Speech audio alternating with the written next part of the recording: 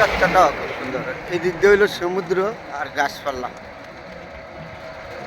এই যে পাহাড়গুলি দেন কত উঁচা, আপনাদের লগে শেয়ার করলাম পাহাড়গুলি দেখাবেন জন্য।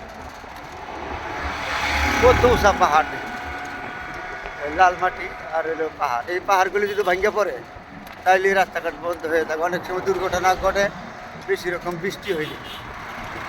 কত সুন্দর পাহাড়, এটা হলো হিমছড়ি।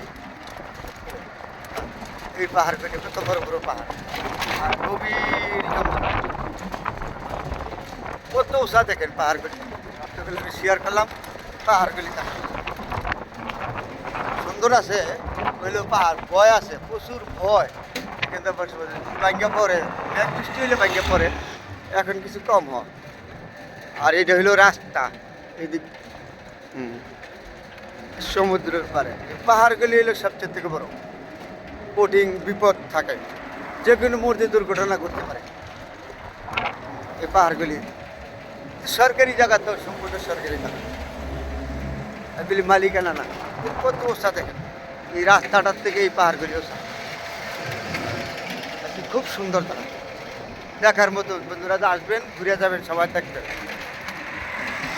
পাহাড়গুলি কত উঁচা, দেখার মতন জায়গা। আর নিচে হইলো রাস্তা, এই রাস্তা দিয়ে চলছে।